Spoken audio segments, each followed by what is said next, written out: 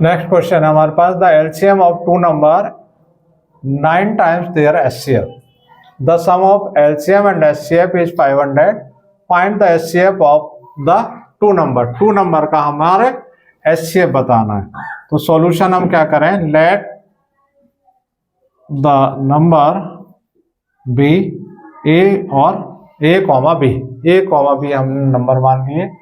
अब क्या है यहाँ पर जो हमारा दे रखा है एलसीएम और टू नंबर, जो एलसीएम है वो टू नंबर का कितना है, 9 टाइम्स है। क्या 9 टाइम्स है, किसका 9 टाइम्स है, एचसीएफ का 9 टाइम्स है। The LCM of two number is 9 times there HCF, HCF का कितना टाइम्स है, 9 टाइम्स। इक्वेशन 1 ऐसे ले सकते हैं हम, the sum of LCM and HCF, LCM और एचसीएफ का जो सम है वो 500 है, यानी LCM plus HCF equal to कितना है, 500।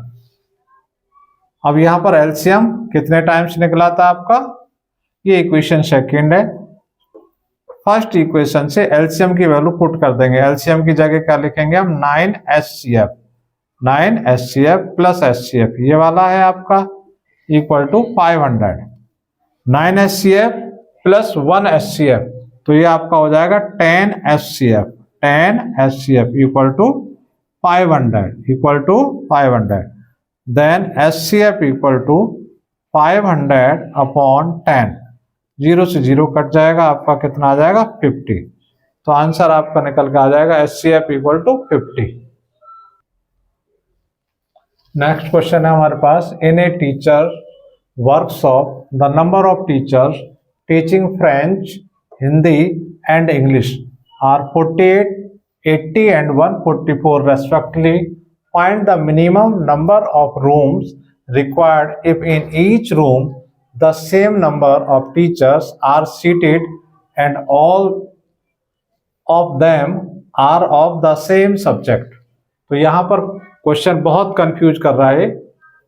यहाँ एक जगह वर्ड यूज किया इन्होंने मिनिमम, और अगर वर्ड को एनालाइज करें तो मिनिमम का मतलब आपको बताया कि एलसीएम निकालना है, और जो ये सोच गए एलसीएम निकालना उन्हीं का क्वेश्चन गलत होगा।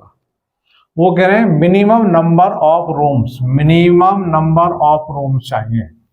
तो अगर आपके घर पर 4 रूम है, 4 रूम है, अगर रहने वाले 20 लोग आ गए तो आपको क्या करना पड़ेगा, एक रूम में ज्यादा से ज्यादा लोगों को सेटल करना पड़ेगा। ठीक है, सेम वही क्वेश्चन ये कह रहा है कि हमें क्या चाहिए, number, minimum number of rooms बनने हैं, तो हमें क्या करना है, उसमें मैक्सिमम लोगों को रखना पड़ेगा। तो मैक्सिमम लोगों को रखने के लिए क्या करना पड़ता है, एचसीएफ निकालना पड़ेगा। एक दूसरा वर्ड और यहां पर है कि भाई क्या है, कि सेम नंबर ऑफ टीचर। ठीक है जी, सेम नंबर ऑफ टीचर, एक दूसरा वर्ड यहाँ है। यहां से भी ये पता लगता है कि एचसीएफ ही निकालना है। इसके अलावा इसने दूसरा क्वेश्चन और पूछा है कि भाई हमें रूम्स के नंबर भी बताने हैं। क्या बताने हैं, रूम्स के नंबर। तो सॉल्यूशन हम कैसे करेंगे भाई, तो देखेंगे हमारे पास 48 के हम फैक्टर करते हैं, 2 2 जा और 2 4 जा, 2 1 जा 2, 2 2 जा, 2 6 जा एंड 2 3 जा एंड 3 1 जा, यानी 48 आपका क्या हो गया, 2 की पावर 1 2 3 4, 2 की पावर 4 इंटू 3। दूसरा हम देखेंगे क्या है आपका 80, तो 80 के हम फैक्टर करेंगे। 80 के फैक्टर क्या हो जाएंगे, 2 से 4 टाइम्स, फिर अगेन 2 से, फिर अगेन 2 से 10 आ जाएगा, फिर 2 से 5 एंड 5 से 1। तो ये कितना हो गया आपका 80, 2 की पावर 1 2 3 4, 2 की पावर 4 इंटू 5। ऐसे ही हमारे पास क्या है 144 के फैक्टर कर लेंगे पहले, 2 7 जा और 2 2 जा, फिर अगेन 2 से 2 3 जा 6 और 2 6 जा 12, फिर 2 से 2 1 जा 2 और 2 8 जा 16, फिर 2 9 जा, फिर 3 3 जा एंड 3 1 जा। तो इसके भी फैक्टर यहाँ होकर के आ जाएंगे आपको 144 के 1 2 3 4, 2 की पावर 4 इंटू 3 की पावर 2। तो यहाँ अगर हम कॉमन देखें तो क्या कॉमन मिलेगा हमें, क्या कॉमन है यहाँ पर, ये कॉमन है, ये कॉमन है और ये कॉमन है, ये तो तीनों में कॉमन ही है, सेम ही ऐसा है। तो 2 की पावर 4 का मतलब क्या है? 2 की पावर 4 का मतलब हो गया आपका 2 इंटू 2 इंटू 2 इंटू 2, 2 2 जा 4, 4 2 जा 8 और 8 2 जा कितना हो गया? 16, 8 2 जा 16। ये तो एचसीएफ निकल का आया, लेकिन वो क्या पूछ रहे हैं कि भी मिनिमम नंबर ऑफ रूम बताइए कि नंबर ऑफ रूम्स कितने हमें चाहिएंगे। तो क्या करेंगे हम यहाँ पर कर देते हैं कि नंबर ऑफ रूम्स कितने चाहिएंगे बेटा? 48, कितना है? 48 upon 16 plus 80 upon 16 plus 144 upon 16। ये बहुत ही इंपॉर्टेंट क्वेश्चन है, ठीक है। इस साल भी 2025 में भी आया बोर्ड में और एक दो बार आया, इसी टाइप के क्वेश्चन आ रहे हैं। तो आप देखेंगे यहाँ कितने हो गए? 3 टाइम्स, यहाँ 5 टाइम्स और 16, 8 जा और 9 जा, 16 9 जा, तो कितना हो गया? 3 प्लस 5 प्लस 9, 9 और 3 12, 12 और 5 17, मतलब 17 रूम हमें चाहिएंगे वहां पर। नेक्स्ट क्वेश्चन है हमारे पास, 3 sets of physics, chemistry and math books have to be stacked in such a way that all the books are stored subject wise and the height of each stack in the same। ठीक है जी, ये कैसा है? Same होना चाहिए। ये word जो है ये आपको कैच करने हैं। The number of physics books is 144, the number of chemistry book is 188 and the number of math books is 192, assuming that the books are of same thickness. क्या रखनी है? सेम थिकनेस है आपकी। Determine the number of stack of physics, chemistry and math. पहले तो हमें ये पता होना चाहिए कि स्टैक क्या होता है। स्टैक है आपका ढेर, यानी बुक्स की एक ढेर लगा रहे हैं, ठीक है जी, जैसे आप रैक्स में रखते हैं, तो वो उसका मतलब होता है स्टैक। और यहां से हमें क्या पता लग रहा है कि स्टैक इज द सेम, और यहां से पता लग रहा है सेम थिकनेस की होनी चाहिए, यानी equal equal equal equal thickness की होनी चाहिए। तो यहां से पता लग जाएगा हमें कि भाई एचसीएफ निकालना है। क्या निकालना है? एचसीएफ निकालना है। क्या निकालना है? एचसीएफ निकालना है। तो सबसे पहले यही पता करना होता है कि भाई एलसीएम निकालना है हमें या एचसीएफ निकालना है। अगर ये हमें पता लग जाए कि एलसीएम निकालना है, एचसीएफ निकालना है, तो बच्चे को आता है करना कि वो निकाल लेगा। And one more important thing, देखिए विश्वास आपके अंदर होना चाहिए। क्या होना चाहिए? विश्वास आपके अंदर होना चाहिए। आज नहीं तो कल आपका जो गोल है वो पूरा हो जाएगा। बट आपको क्या करना है? लगे रहना है, लगे रहना है, डटे रहना है, क्योंकि जीत एंड में उसी की होगी जो लगा रहेगा कंटिन्यू, और जो पिच पे डटा रहेगा। जीतेगा तो वही ना, जो पिच ही छोड़ के चला गया वो क्या जीतेगा? तो आपको लगे रहना है, समझ में नहीं आए तो भी लगे रहना है, समझ में आए तो भी लगे रहना है। आपको कंटिन्यू ऑनेस्टी के साथ लगे रहना है, एक दिन जीत निश्चित होगी। चलिए क्वेश्चन पर हम आते हैं। यहां पर कौन कौन सी बुक्स दे रखी हैं हमें? फिजिक्स की बुक दे रखी है। फिजिक्स की बुक कितनी है? फिजिक्स की बुक्स है हमारे पास कितनी? फिजिक्स की बुक है 144। तो इसका फैक्टर कर लेंगे हम। क्या करेंगे बेटा? फैक्टर कर लेंगे। तो 2 के टेबल में जा रहा है, 2 7 जा एंड 2 2 जा, अगेन 2 3 जा, 1 बचेगा, 2 6 जा 12, 2 1 जा, 2 8 जा, क्लियर है, 2 9 जा एंड 3 3 जा एंड 3 1 जा। ये बिल्कुल वो बेस बता रहे हैं जिसको कुछ भी नहीं आता है ना, जो गधे हैं बिल्कुल, उनको भी समझ में आ जाना चाहिए। ठीक है जी। सेकंड है आपकी और कौन सी बुक्स है? 180 केमिस्ट्री की बुक है 180। यहां पे हम लिख दिया केमिस्ट्री बुक्स जो है 180। 180 के यहाँ फैक्टर कर देंगे हम। 180 के फैक्टर देखेंगे, 2 से जा रहा है 9, फिर अगेन 2 से जा रहा, 2 4 जा और 2 5 जा। अब 2 से नहीं जाएगा, 3 के टेबल में आएगा 15 टाइम्स, फिर अगेन 3 के टेबल में 5 टाइम्स एंड 5 से 1 टाइम्स। एंड हम देखेंगे मैथ्स की बुक, जिससे देख के आपको डर लगता है ना, मैथ की बुक्स, मैथ में यहाँ देख रहे हैं 192 बुक्स हैं, है ना, बुक भी ज्यादा ही दिया उन्होंने, है? आपके ऊपर अन्याय नहीं किया है ना, बुक ज्यादा दिया उन्होंने, 192 बुक, 192, इसके भी फैक्टर कर लेंगे, 2 9 जा 18 और 2 6 जा 12 एंड 2 4 जा और 2 8 जा, अगेन 2 2 जा एंड 2 4 जा, 2 1 जा एंड 2 2 जा, 2 6 जा 12 एंड 2 3 जा एंड 3 1 जा। ये हमारे सारे फैक्टर आ गए। यहां पर फैक्टर हम लिखें तो क्या क्या आए देखेंगे, चेक कर लेंगे। इसके जो फैक्टर आए 1 2 3 4, 2 की पावर 4 इंटू 3 की पावर 2 एंड 180 का 1 2 2 की पावर 2 है और 3 की पावर 2 है और 5 है, और यहां देखेंगे 1 2 3 4 5 6 मीन्स 2 की पावर 6 है और 3 है। तो एचसीएफ में क्या लेते हैं हम, एचसीएफ में कॉमन, जो कॉमन होता है वो चीजें लेते हैं। तो कॉमन क्या है बेटा, यहां पर 2 की पावर 4 है, यहाँ 2 की पावर 6 है और यहाँ 2 की पावर 2 है, तो 2 की पावर 2 सबसे कम है, तो जो सबसे कम है वही लेंगे। एलसीएम में बताया था जो सबसे बड़ी पावर होती है वो लेते हैं, और एचसीएफ में सबसे छोटी पावर, तो 2 की पावर 2 ये आ गया। और क्या कॉमन है, यहाँ पे 3 की पावर 2 है, यहाँ भी 3 की पावर 2 है, बट यहाँ 3 है तो 3 लेंगे हम, 2 2 जा 4, 4 और 3 क्या हो जाएगा 12, तो एचसीएफ हमारा आ गया 12। क्या है एचसीएफ 12। बट वो क्या पूछ रहे हैं, वो पूछ रहे हैं determine the number of step. Number of steps बताइए किसके, फिजिक्स के, केमिस्ट्री के और मैथ के। तो हम देखेंगे यहां पर नंबर ऑफ स्टेप,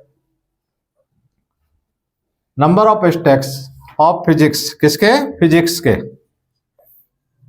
तो फिजिक्स के कितने स्टेप्स आ जाएंगे, 144 है और एचसीएफ कितना है 12, तो 12 से हम इसको डिवाइड कर देंगे, तो 12 से 12 टाइम्स डिवाइड हो जाएगा। फिर हम देखेंगे नंबर्स ऑफ स्टेप किसके हैं, केमिस्ट्री के हैं, ऑफ केमिस्ट्री, केमिस्ट्री। तो केमिस्ट्री के कितने हैं 180, 180 को डिवाइड करेंगे हम 12 से, तो कितना हो जाएगा 6 2 जा 12 और 6 3 जा 18 और 2 से 15 टाइम्स, यानी 15 इसके आ गए।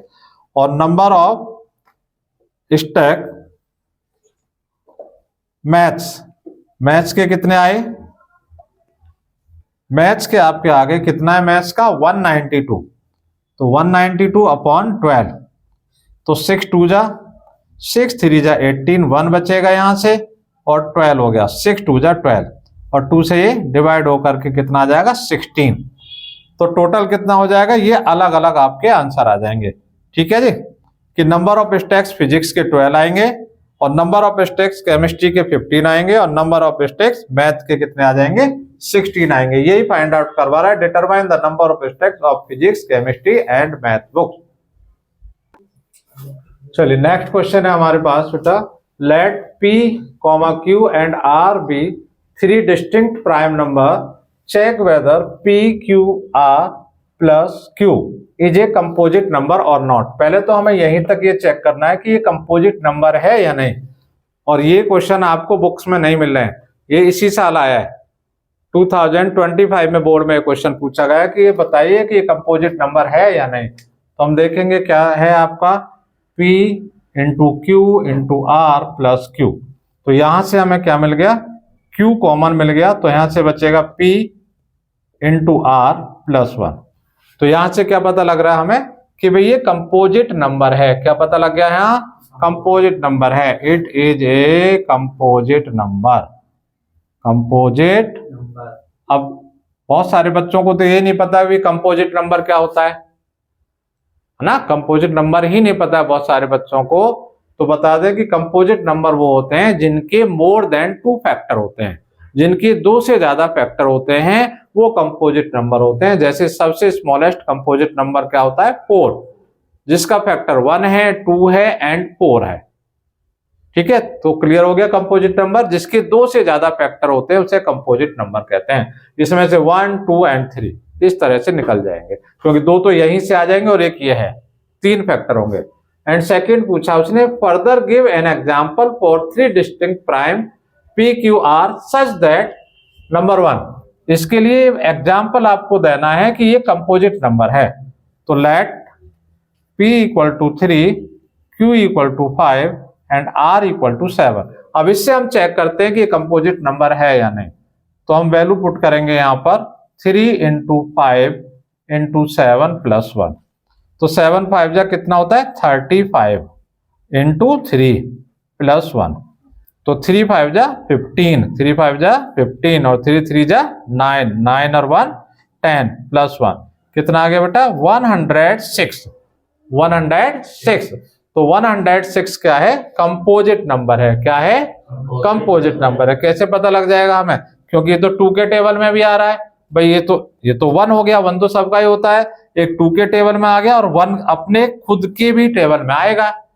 तो 2 से ज्यादा फैक्टर हो गए तो ये क्या हो गया कंपोजिट नंबर है। तो पता लग गया कंपोजिट नंबर है।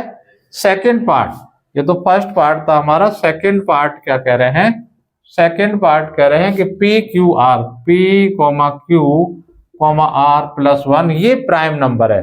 तो यहाँ पे हम लेट कर रहे हैं, let p equal to 2, q equal to 3, r equal to 5। ठीक है जी। अब ये कहेंगे कि ये क्यों लिए, तो ये हमें चेक कर करके देखने पड़ेंगे कि भाई हमारे क्या लेने से क्या आ रहा है। ठीक है जी। तो यहां वैल्यू रखेंगे 2 into 3 into 5 plus 1।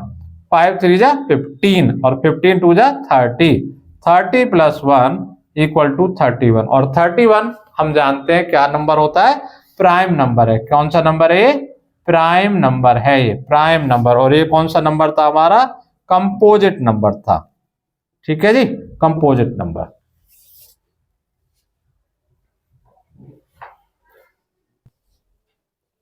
Next question है हमारे पास, सो दैट 12 की power n can not and with digit 0 और 5 फॉर एनी नेचुरल नंबर। तो n डिजिट 0 लाने के लिए क्या कंडीशन है, हम देखते हैं यहां पर सॉल्यूशन में कि भाई n डिजिट कब होती है, जब 10 है। फॉर एग्जांपल 10 की n डिजिट क्या है 0, सबसे छोटा नंबर यही है। और इसकी n डिजिट क्या है 0, इसके फैक्टर क्या है 2 इंटू 5। इट मीन्स ये है कि जिसके भी n डिजिट 0 होगी उसके फैक्टर क्या होंगे 2 एंड 5 जरूर होंगे। अगर 2 है और 5 नहीं है तो भी n डिजिट 0 नहीं आएगी, और अगर 5 है 2 नहीं है तो भी n डिजिट 0 नहीं आएगी। और फैक्टर कुछ भी हो उनसे हमें मतलब नहीं है, लेकिन 2 और 5 दोनों उसमें जरूर होने चाहिए तो ही n डिजिट 0 होगी। अगर 2 और 5 नहीं है उसके फैक्टर तो n डिजिट 0 नहीं हो सकती। अब जो हमारा क्वेश्चन है 12 की पावर n, इसके फैक्टर अगर हम करके देखेंगे तो क्या आ जाएगा 2 इंटू 2 इंटू 3 और पावर n। इसका मतलब क्या है 2 की पावर 2 इंटू 3 की पावर n। हम यहां देख पा रहे हैं कि भाई यहाँ फैक्टर 2 तो है हमारे पास बट 5 नहीं है, 5 नहीं है, इसलिए इसकी n डिजिट 0 नहीं होगी, n डिजिट 0 नहीं होगी। n digit can not be 0, इसकी 0 नहीं होगी। क्यों नहीं होगी, because factor 5 is not present, क्योंकि जो 5 है इसमें वो प्रेजेंट नहीं है। ठीक है जी, तो n डिजिट इसकी 0 नहीं होगी।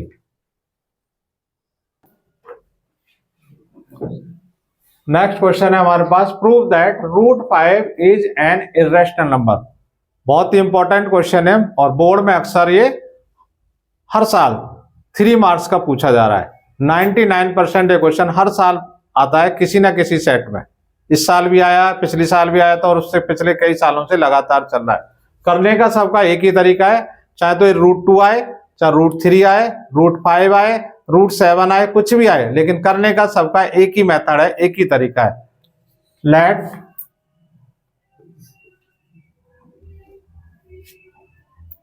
Root 5 is a rational number. पहले हमने क्या माना, इसे रेशनल नंबर मान लिया। Let root 5 equal to a upon b। ठीक है बेटा, where b is not equal to 0, a and b are coprime. Coprime numbers. अब को प्राइम नंबर्स क्या होते हैं? को प्राइम नंबर्स वो होते हैं जिनमें केवल वन कॉमन होता है।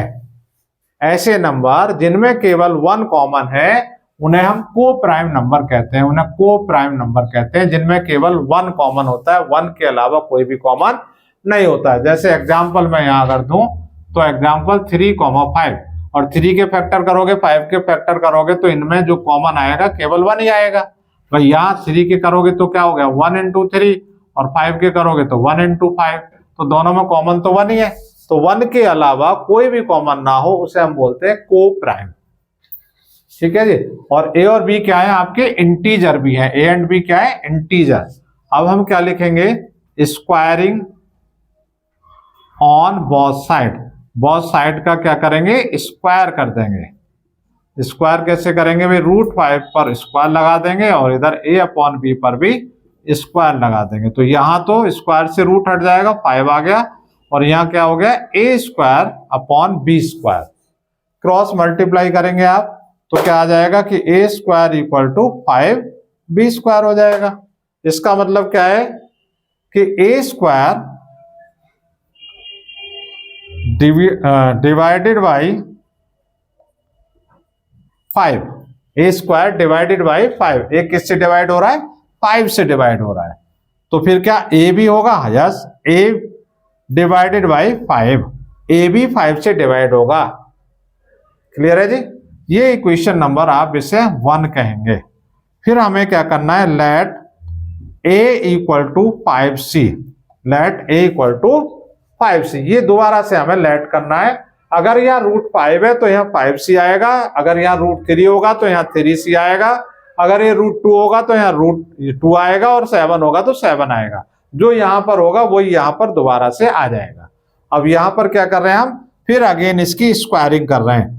Squaring on both side, squaring on both side, both side की फिर स्क्वायरिंग करेंगे तो क्या हो जाएगा?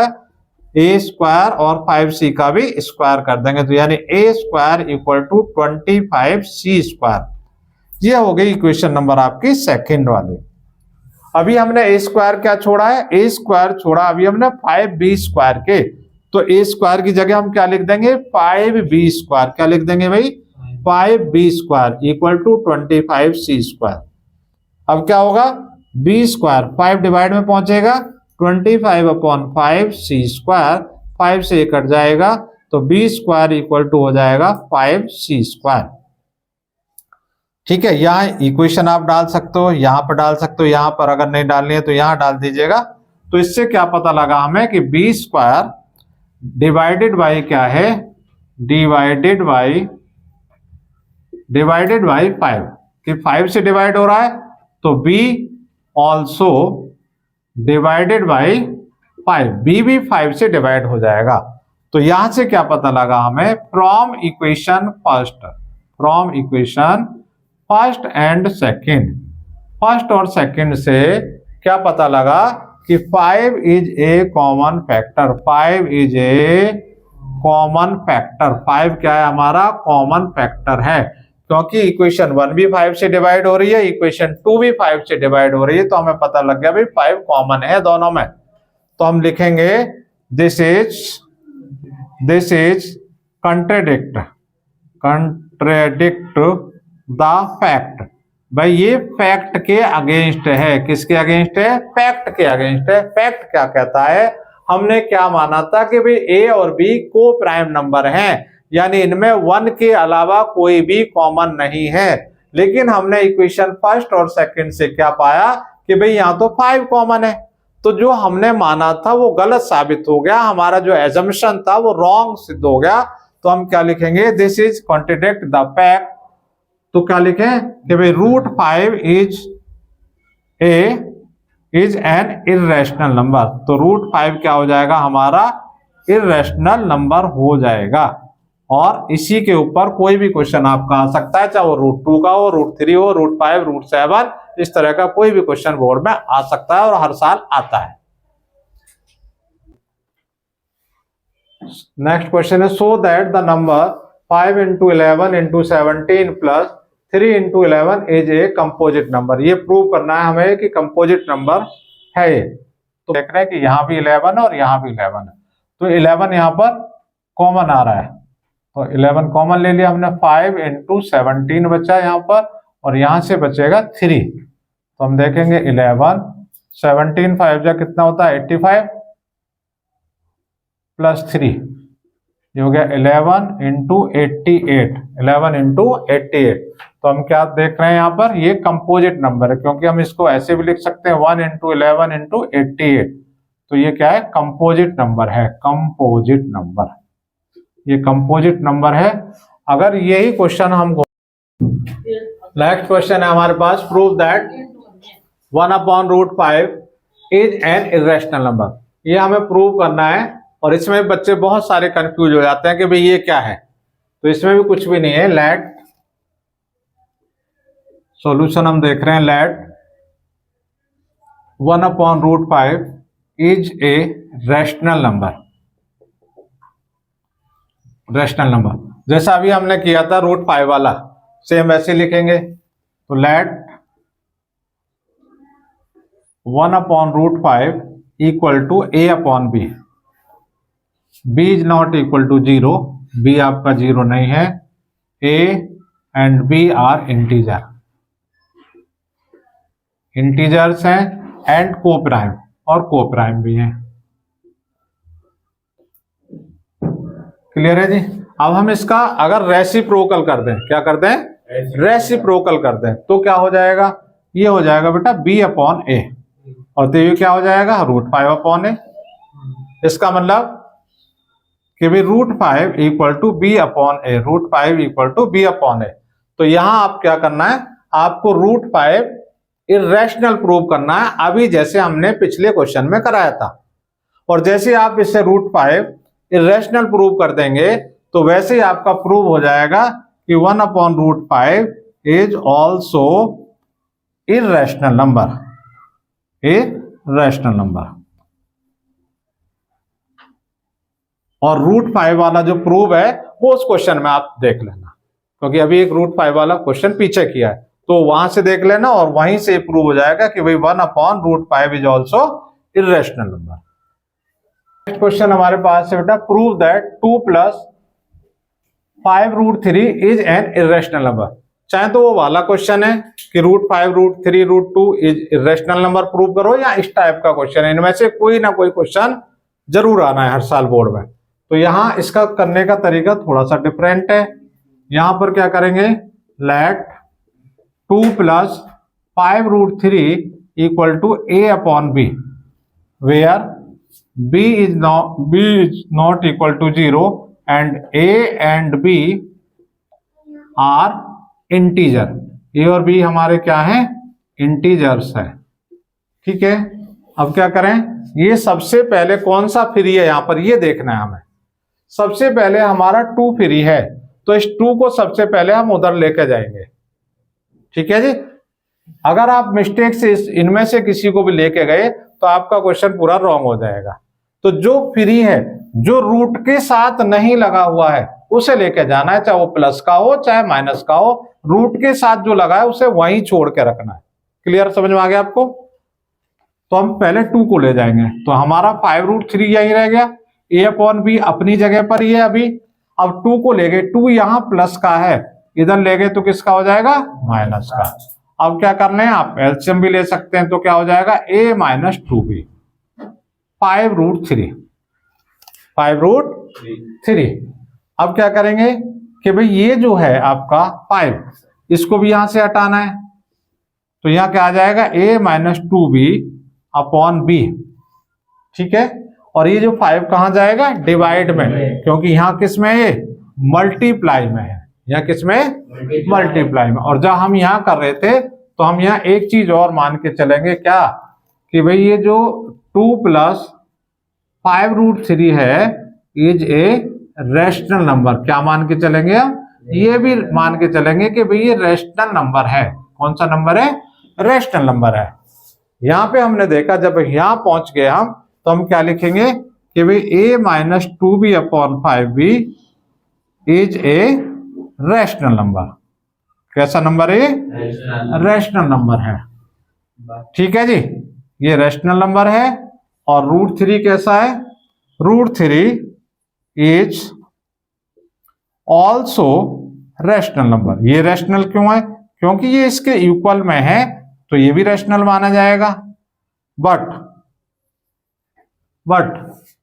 ठीक है जी, बट क्या है कि भाई √3 इज एन इर्रेशनल नंबर। ये कैसा है? इर्रेशनल नंबर है। या तो ये क्वेश्चन में गिवन होगा, ठीक है जी, जैसे क्वेश्चन है कि प्रूव दैट ये इज एन इर्रेशनल नंबर। कब? कि व्हेन √3 इज इर्रेशनल। तो या तो ये गिवन होता है क्वेश्चन में, या गिवन नहीं होता तो यहां लिख देंगे but we know √3 is an irrational number, ये भी लिख सकते हैं आप। तो यहां से क्या हो गया कि भाई ये इर्रेशनल नंबर है। तो ये पूरा क्या हो जाएगा फिर? 2 + 5√3 इज एन इर्रेशनल नंबर। तो ये पूरा नंबर क्या हो जाएगा? इर्रेशनल नंबर, ये पूरा नंबर कहलाएगा। ठीक है। और यहां एक और इंपॉर्टेंट चीज आपको बता देता हूं मैं, क्या कि भाई अगर 4 ऑपरेशन है आपके, प्लस का, माइनस का, मल्टीप्लाई और डिवाइड, और 4 में क्या हो सकता है आपका, एमसीक्यू में भी क्वेश्चन पूछा जा सकता है, अगर एक रैशनल नंबर है और दूसरा इर्रेशनल नंबर है, अगर इनका एडिशन हो रहा है तो रिजल्ट के रूप में आपका आंसर इर्रेशनल आएगा। क्या आएगा? इर्रेशनल। दूसरा क्या है? एक रैशनल नंबर है और दूसरा इर्रेशनल नंबर है, अगर सब्ट्रैक्शन हो रहा है तो भी आपका रिजल्ट इर्रेशनल नंबर ही आएगा। अगर थर्ड नंबर आपका एक रैशनल नंबर है और मल्टीप्लाई में कोई भी इर्रेशनल नंबर आ जाता है तो यहां भी रिजल्ट आपका इर्रेशनल ही आएगा। और फोर्थ आपका रूल है, अगर एक रैशनल नंबर है और डिवाइडेड बाय इर्रेशनल नंबर है तो भी आपका रिजल्ट में इर्रेशनल ही आएगा। यानी कोई भी ऑपरेशन हो आपका चारों में से, एक कंडीशन ये है कि एक रैशनल होना चाहिए और एक इर्रेशनल होना चाहिए, तो सबके रिजल्ट इर्रेशनल ही आएंगे। ये आपको ध्यान रहे, क्योंकि ये भी एमसीक्यू में आपसे पूछा जा सकता है।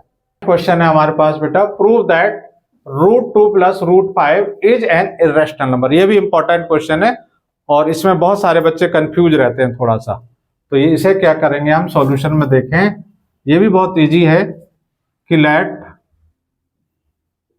√2 + √5, पहले तो हमें वही लिखना है, क्या? Is an rational number, is a rational number, is a rational number. पहले तो हम ये लिख लें, फिर हमारा क्या हो जाएगा कि भाई √2 + √5 = a/b। ये भी लेट कर देंगे हम। ठीक है। अब क्या करें, यहां वही लिख दें कि b is not equal to 0, और क्या लिखें, a and b are integers. ये क्या है भाई? इंटीजर्स हैं ये आपके। ठीक है। अब वही करना है आपको, squaring on both side, squaring on both side, दोनों साइड का क्या करें हम, स्क्वायर करेंगे। तो √2 + √5 का होल स्क्वायर = a/b का स्क्वायर। यहाँ पे क्या देखेंगे, जब आप हमें इसे किससे खोलेंगे, a + b के होल स्क्वायर। a + b का होल स्क्वायर क्या कहता है, a² + b² + 2ab। इस वाली आइडेंटिटी से हम इसे ओपन कर देंगे, तो यहाँ क्या हो जाएगा, √2 का स्क्वायर + √5 का स्क्वायर + 2 × √2 × √5 = a² / b²। तो ये हो जाएगा 2 + 5 + 2 √10 = a² / b²। तो यहाँ क्या हो जाएगा, 2 और 5 7, 7 + √10 = a² / b²। तो सबसे पहले ये जो फ्री है उसे हम भेज देंगे दूसरी तरफ, यहाँ प्लस का है तो इसे इधर ये माइनस का हो जाएगा, माइनस में 7 आ जाएगा, एलसीएम ले लोगे आप, तो यहाँ b² a² - 7 b² हो जाएगा। ये हो जाएगा 2 √10। अब ये 2 को भी हमें भेजना है यहाँ, तो ये √10 यहाँ रहेगा केवल, और हमारा क्या आ जाएगा, a² - 7 b²। अब ये नीचे आ जाएगा 2b²। अब हम यहाँ देख रहे हैं, इसे क्या लिखेंगे हम लिखेंगे कि भाई a² - 7 b² / 2b² is a rational number, is a rational number, क्या लिखेंगे? Rational number. तो √10 is also a rational number, is also a rational number. But we know √10 is an irrational number. ये क्या है? इर्रेशनल नंबर है, irrational number है। Then क्या हो जाएगा आपका कि भाई √2 plus √5 is an irrational number. ये भी क्या हो जाएगा बेटा?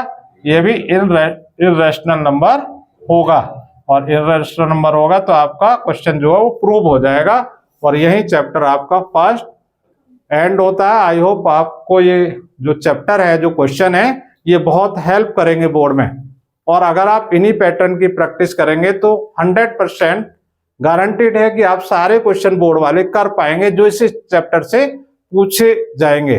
बट विश्वास मत खोना और लगे रहना, कंटिन्यू लगे रहना। Thank you very much.